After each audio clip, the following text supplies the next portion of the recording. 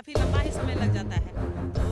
तो जब तक धैर्य नहीं रखा जाएगा तो कैंडिडेट उसको अपना 100% नहीं दे पाएगा। ये ज़रूर होता है, लेकिन वो अनुभव हमें अगले परीक्षा के लिए हमें तैयार करता है, क्योंकि उसमें जो कमी रह जाती है उस कमी को निखारते हुए हम अगले परीक्षा में उस कमी को दूर करते हैं और सफलता मिलती है। ऐसा नहीं है कि सफलता नहीं मिलती है, मिलती है।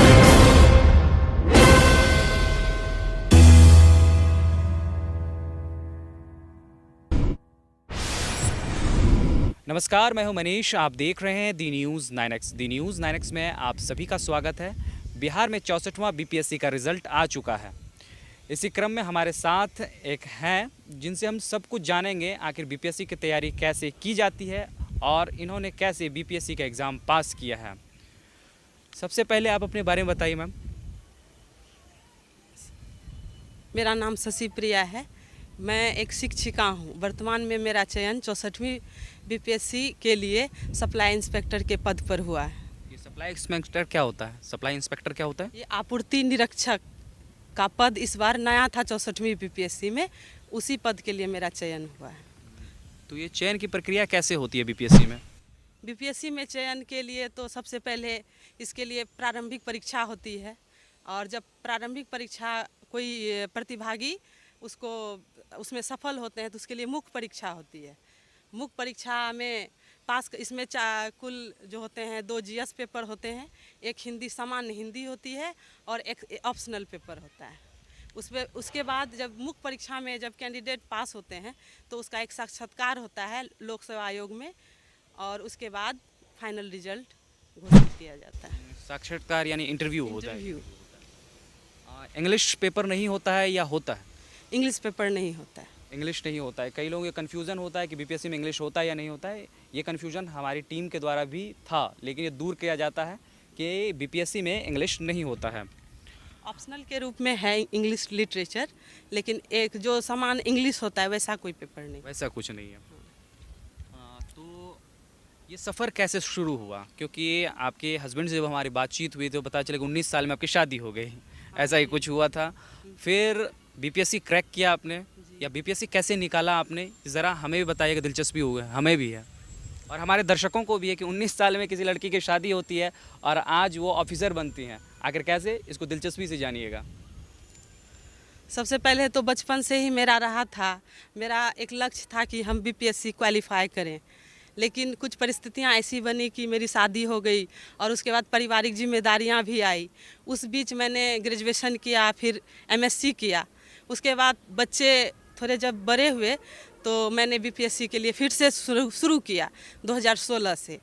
उसके बाद 60-62वीं में मैंने पीटी एग्ज़ाम दिया, जिसमें मैं प्रारंभिक परीक्षा क्वालिफाई नहीं कर पाई। फिर 63वीं मेरा पीटी हुआ, मैंने मेंस दिया, जिसमें 2 अंक से मेरा मुख्य परीक्षा छूट गया। उसके बाद 64वीं ये मेरा तीसरा प्रयास था और मैंने इंटरव्यू दिया और आज फाइनल सिलेक्शन हुआ है। तो एक सफ़र, तो इस सफ़र के लिए एक लगन चाहिए, धैर्य चाहिए और इच्छा शक्ति चाहिए, और आपको आत्मविश्वास होनी चाहिए कि आप ज़रूर, अगर आप तैयारी कर रहे हैं तो आपको एक ऐसा आत्मविश्वास चाहिए जो कि आपको सफलता तक लेके जाएगा। और धैर्य भी, चूँकि यह एग्ज़ाम जो होता है यह 3 चरणों में होता है और काफ़ी लंबा ही समय लग जाता है। तो जब तक धैर्य नहीं रखा जाएगा तो कैंडिडेट उसको अपना 100% नहीं दे पाएंगे। कैंडिडेट 100% नहीं दे पाएंगे। तो आपने शुरुआत कहाँ से की? जर्नी की स्टार्टिंग कहाँ से हुई बीपीएससी की? जर्नी स्टार्टिंग हुई मेरी 2016 ईस्वी से। 62वीं का जब मैंने फॉर्म फिलअप किया उसके बाद से मैंने तैयारी स्टार्ट किया। अच्छा, इस बीच जो निराशाजनक परिणाम आए और 2 नंबर के लिए, कई लोगों का 1 नंबर के लिए छूटता है, तब कैसा अनुभव है? वो अनुभव चूँकि शेयर कीजिएगा दर्शकों के साथ। दुख तो ज़रूर होता है, लेकिन वो अनुभव हमें अगले परीक्षा के लिए हमें तैयार करता है, क्योंकि उसमें जो कमी रह जाती है उस कमी को निखारते हुए हम अगले परीक्षा में उस कमी को दूर करते हैं और सफलता मिलती है। ऐसा नहीं है कि सफलता नहीं मिलती है, मिलती है। अच्छा, एक आपसे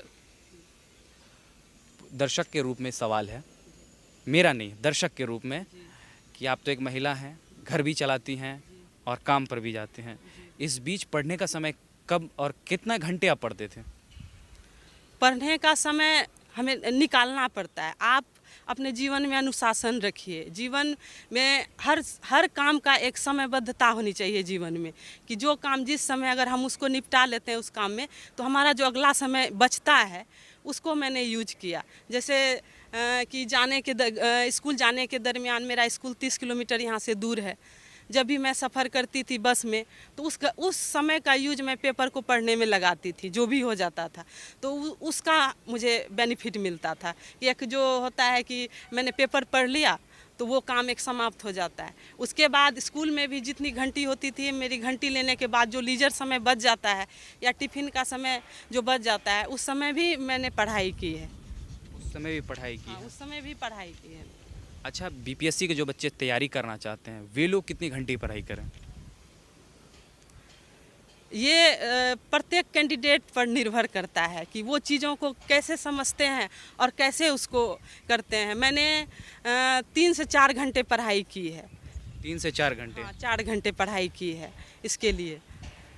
तो अब अगर स्टूडेंट जो जैसे स्टूडेंट हैं वो अपने ऊपर कब वो कितने समय में कैसे वो उस सब्जेक्ट को कंप्लीट कर लेते हैं, जो भी मटेरियल है, सब्जेक्ट मटेरियल है, तो ये उन पर भी निर्भर करता है।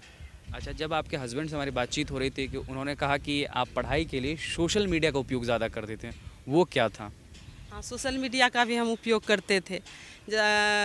कोई भी विषय वस्तु है उसका गूगल के लिए उपयोग, और जो भी चैनल वगैरह हैं, जो भी विषय वस्तु मुझे पढ़ना होता था, तो 1 2 3 4 चैनल जहाँ से मुझे सेटिस्फेक्शन मिलता था तो उस चैनल को भी देखती थी और उस विषय वस्तु को समझने का प्रयास भी करती थी, और उसके बाद उस विषय वस्तु को मैं बुक से भी पढ़ती थी मिला के। बुक से भी पढ़ते? जी। तो करंट अफेयर्स सबसे पेचीदा होता है कि कैसे निकालना है, तो उसको आप कैसे निकालते थे?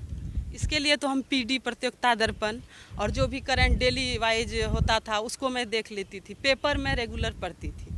पेपर पढ़ने के बाद बहुत कुछ उसको डायरी में नोट कर लेती थी, तो इससे करंट अफेयर्स हो जाता था। कुछ चैनल भी थे जिसका मैं यूज करती थी। अच्छा, बीपीएससी जो आप पास की, इसके लिए किसे श्रेय देंगे आप?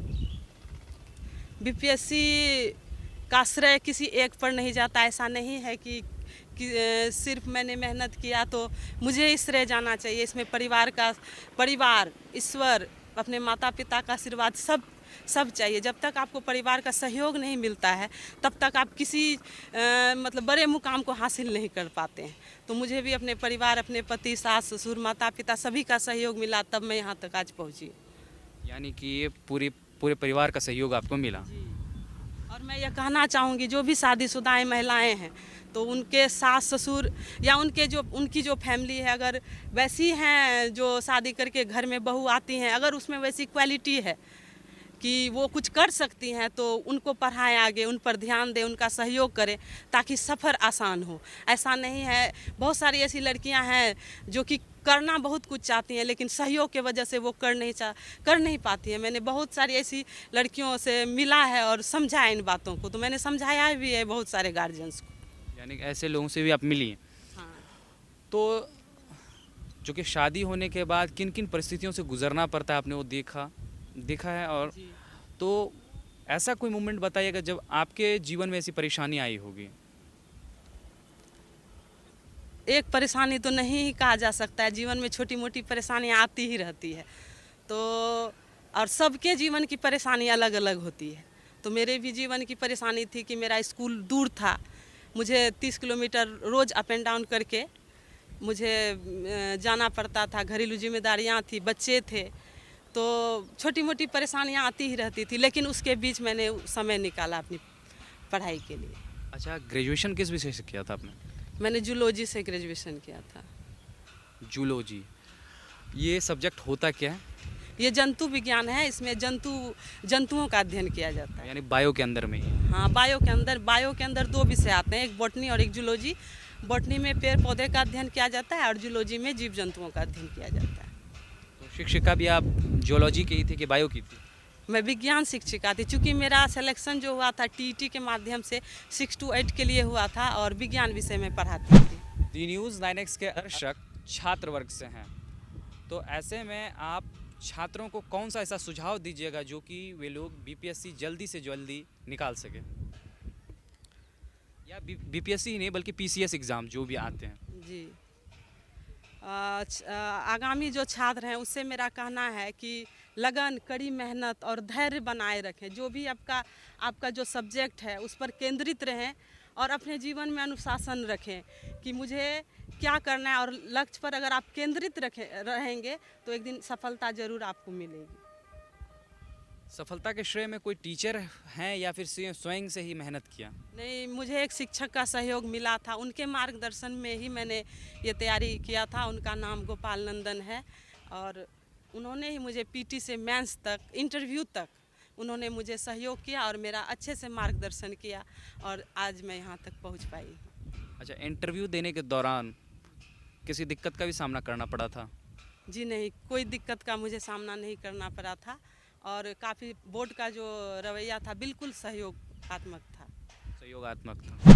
जिस उम्र में आप आ चुकी हैं उस उम्र में कई महिलाएं गिव अप कर देती हैं, तो ऐसी महिलाओं को आप क्या कहेंगे या ऐसे लोगों को क्या कहेंगे जिनकी उम्र लगती है कि यार अब उम्र हो गया, अब छोड़ देते हैं? नहीं, मेरा इस विचार में कहना है कि अगर आपने लक्ष्य को निर्धारित किया है अपने लिए तो उस पर अंतिम प्रयास तक आप प्रयास करें। अंतिम उम्र की जो सीमा है किसी कंपटीशन के लिए उस तक प्रयास करें, सफलता ज़रूर मिलेगी, लेकिन इस दौरान लगन और कठिन मेहनत आप करते रहें, तभी आप लक्ष्य को पा सही कीजिएगा। अगर गिव अप करने का रहेगा तो वो नहीं हो पाएगा। आप अपने मतलब धैर्य को बनाए रखें, तब आप ये क्वालिफाई कर पाइए। बहुत बहुत शुक्रिया आपका समय देने के लिए। आपको हमारा यह इंटरव्यू कैसा लगा, आप अपनी राय हमारे कमेंट बॉक्स में ज़रूर दें। अगर आप हमारा यह वीडियो फेसबुक पे देख रहे हैं तो हमारा फेसबुक पेज लाइक करें। अगर आप हमारा यह वीडियो यूट्यूब पर देख रहे हैं तो हमारा यूट्यूब चैनल दी न्यूज़ 9X को सब्सक्राइब ज़रूर करें। शुक्रिया।